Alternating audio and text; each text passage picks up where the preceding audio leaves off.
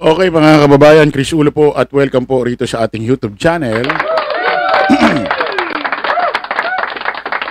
Okay mga kababayan, pag-usapan natin ho itong isa sa mga tuta ho na si Jimmy Bondok, isa sa mga tuta ho ni Digong. Na kung saan mga kababayan, way back 2019, isa ho ito siya, sabi niya excited daw siya na magsarado itong ABS-CBN.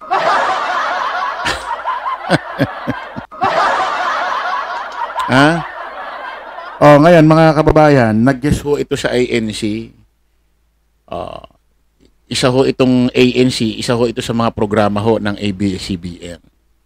Siguro itong hindi natin alam kung bakit bigla siyang nakapag-guest diyan, sino nagpatawag sa kanya or sino ang nag-invite sa kanya na mag-guest para mapag-usapan ng siguro ang pagtakbo niya ng senador.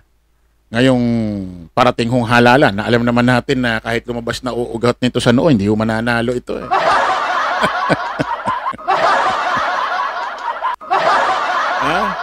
Prangkahan lang talaga eh, di ba?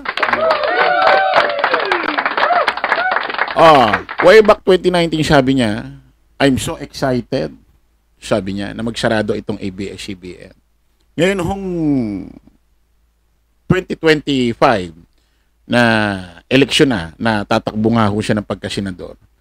Nag-guest nga siya dyan sa ANC na hindi natin alam kung sino ang nagpatawag sa kanya, sino nakaisip na i-guest siya dyan. Siguro nakalimot kung sino mang empleyado or staff ng ANC. Nakalimot na dati or walang knowledge, walang alam na nakapagsalita ng ganun si Jimmy Bondok dati 2019. Kasi 100%, kung naaalala nila ito, malamang ito hindi nila ipapatawag yan dyan. Ay sigurado mga Lopez, hindi rin papayagang mag-guest yan dyan. Ay siguro ang mga Lopez, hindi rin nila alam na mo-monitor lahat kung sino mga nag-guest dyan sa mga nag-guest, ini-interview sa radio, no, sa news department tulad ng ANC, hindi siguro nila na mo-monitor din.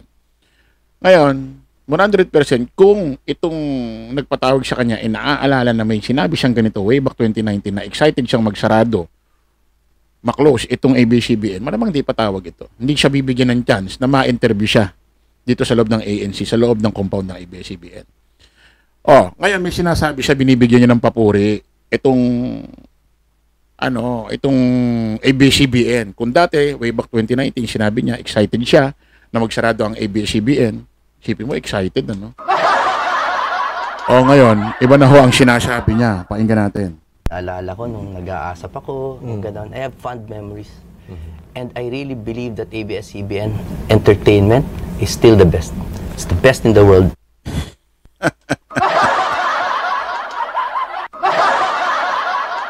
Nang utupan, no? Pakinggan pa natin ng isa kasi kanina may hinahin-aho volume, di ko nalaksan. Pakinggan natin isa pa. Pumasok kanina dyan sa ABS, naalala ko nung nag-aasap ako, gano'n. I have fond memories. And I really believe that ABS-CBN entertainment is still the best. It's the best in the world. Sinyoy!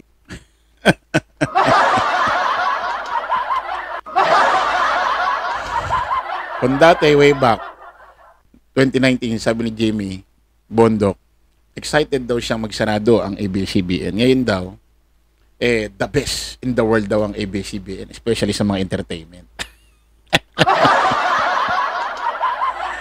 Tanong ko lang, Jimmy Bondok, inuuto mo ba ang ABS-CBN? Katanungan ko lang to, inuuto mo ba ang ABS-CBN para makakuha ka ng simpatya sa mga kapamilya viewers ng mga botante para iboto ka?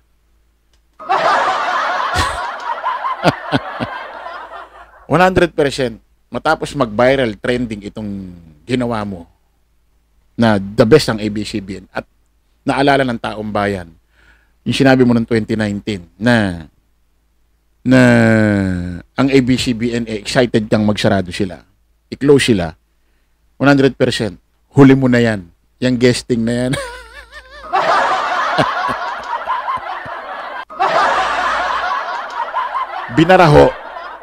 Binaraho ito ni OJ Diaz. Naitopic na ho natin sa live natin yan. Hanapin nyo na lang sa aking live. Dito naman itatopic naman natin upload. Iba ko kasing live ko, iba yung upload ko. Ngayon, nagkaroon ho ng programa. Siyempre, ito si Vice Ganda. Diyan sa kanilang programa sa Showtime. Napag-usapan ho yung mga singer. Alam niyo naman, to si Vice Ganda, mahilig mag-adlib ito. Mahilig magpasok bigla ng issue na tipong may patatamaan napag-usapan ho yung mga singer.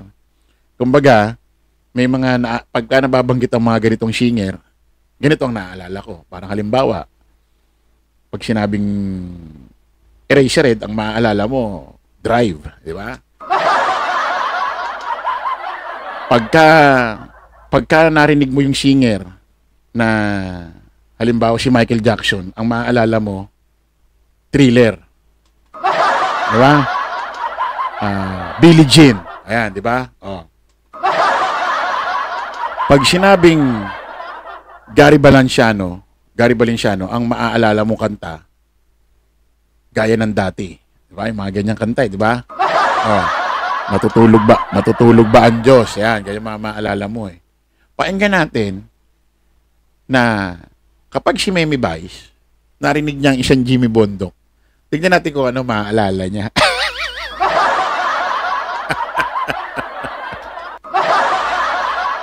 Ayun ganyan Hindi naman natin papakita yung video kasi sa ABS-CBN to baka makapiright tayo. Pakinggan nyo Iba nag-ako-acoustic. Ang naaalala namin sa kanya, siya yung fumafalseto, yung lalaking ang ganda-ganda ng falseto. Si Nina, nag-acoustic din dati, ang naaalala namin sa kanya, siya yung sumisipol, pumipito. Diba? Si Jimmy Bondo, ang naaalala namin siya, yung gusto niya ipasara yung ABS, yun ang naaalala namin sa kanya.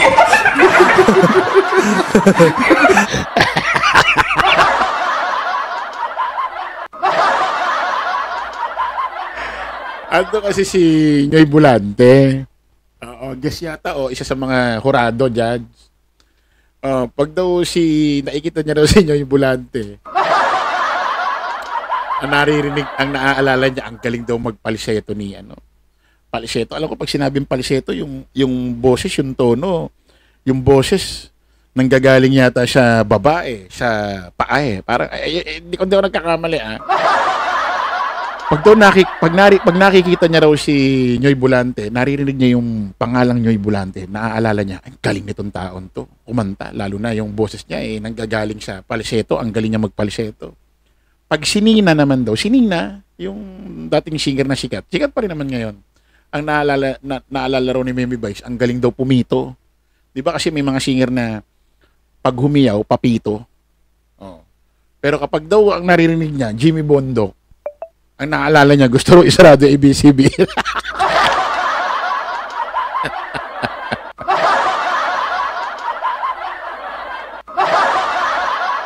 Anak ka ng teteng, Memi Vice. Ulitin natin.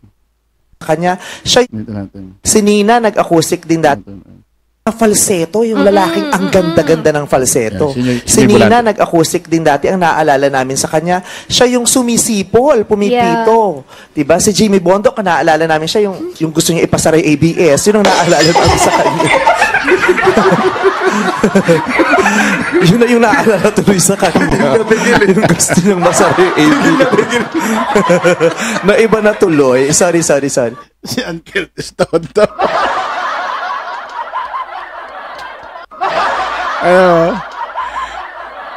Siguro pinaalam na ni Memi Vice na mag-a-adlib siya about kay Jimmy Bondo kasi nung binanggit ni Memi Vice na si Jimmy Bondo, parang natawa agad si Ann Curtis. Parang natawa agad, para bang alam na parang natimbrihan na yata si Ann Curtis kung anong adlib ang gagawin pakinggan pa natin isa. Gusto ko lang pakinggan pa. Namin sa kanya, siya yung Nyoy, di ba nag-ako-acoustic. Ang naaalala namin sa kanya, siya yung fumafalseto, yung lalaking ang ganda-ganda ng falseto. Si Nina, nag-acoustic din dati, ang naaalala namin sa kanya, siya yung sumisipol, pumipito. Di ba? Si Jimmy Bondo, ang naaalala namin siya, yung gusto niya ipasara yung ABS, yun ang naaalala namin sa kanya. Yun na yung naalala tuloy sa kanya. Yung gusto niyang masari AB. Na iba na tuloy. Sorry. Si Nyoy, di ba nag-ako-acoustic?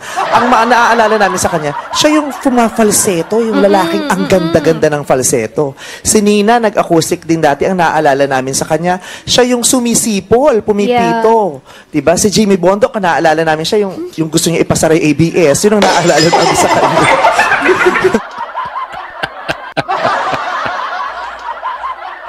Sarap ulit-ulitin habang inuulit. Parang, alam mo yung habang inuulit, si Jimmy Bondoc parang palit ng palit. Parang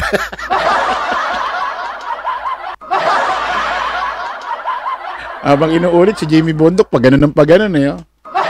Tapos yung magiging boto niya, pababa na rin ang pababa.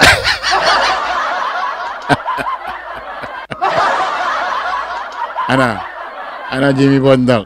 Ha? Ano? Baka may gana kang sabihin ko. Kapamilya, iboto nyo.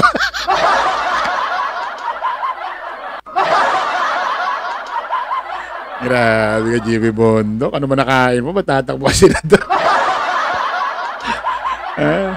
Hindi ka muna nagkagawa, hindi ka muna nagkapitan. Talagang nakipagtropa ka lang sa Duterte ka, pag siya senador ka na agad. Okay, maraming salamat po mga kababayan. Kita-kita tayo sa panibagong live, panibagong vlog. Paalam ko pa samantalangin yung lingkod, Dos Crisulo. Lagi natin tatandaan doon, follow the majority, follow the right way. Maraming salamat. Kita-kits po tayo ulit. Bye-bye.